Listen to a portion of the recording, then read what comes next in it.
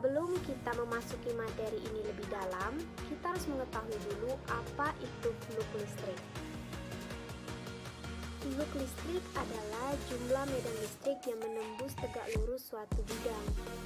Terlihat pada gambar di samping, di mana bidang yang dilambangkan dengan A yang berwarna biru dan garis medan listrik yang dilambangkan dengan E yang berwarna merah. Di sini terlihat garis-garis medan listrik menembus bidang secara tegak lurus. Secara sistematis, flux listrik adalah hasil kali antara medan listrik, luas permukaan dan kosinus sudut antara garis medan listrik dan garis normal yang tegak lurus permukaan. Rumus flux listrik dapat dituliskan I sama dengan E dikali A dikali cos theta. Nah, Pi merupakan lambang flux listrik dengan satuan Newton meter persegi per coulomb. E adalah medan listrik dengan satuan Newton per coulomb. A adalah luas permukaan dengan satuan meter persegi, dan theta merupakan sudut antara garis medan listrik dan garis normal. Flux listrik sering terjadi pada keadaan apapun. Yang pertama, pada kondisi normal. Terlihat pada gambar, yaitu pada bidang berwarna biru yang dilambangkan dengan A dan garis yang berwarna merah, yaitu merupakan medan listrik yang dilambangkan dengan E, dan garis berwarna hitam yang dilambangkan dengan N merupakan garis normal. Pada kondisi normal ini, flux listrik dapat dirumuskan dengan I sama dengan E dikali A dikali cos 0 derajat. Mengapa 0 derajat?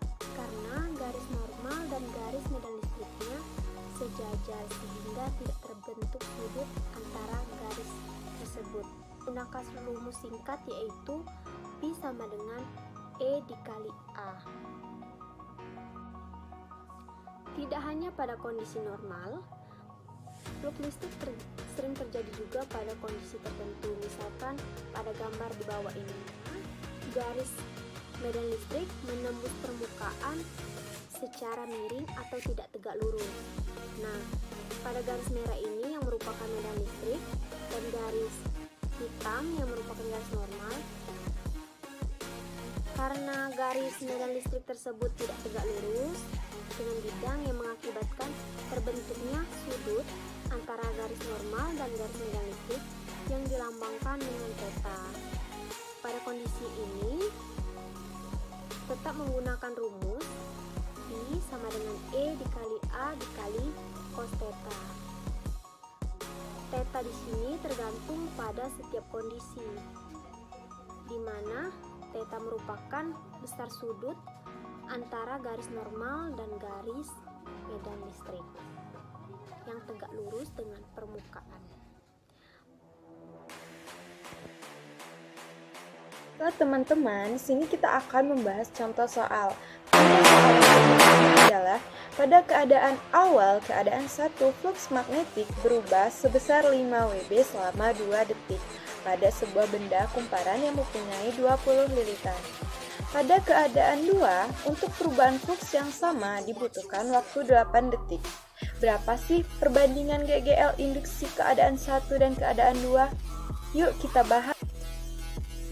Biasanya min N dikali delta VB per delta T dibanding min N delta VB per delta T sama dengan 20 dikali 5 per 2 dibanding 20 dikali 5 per 8. Hasilnya 5 per 2 banding 5 per 8 dan 1 dikali 1 per 4 dikali silangkan dan hasilnya adalah 4 dibanding 1.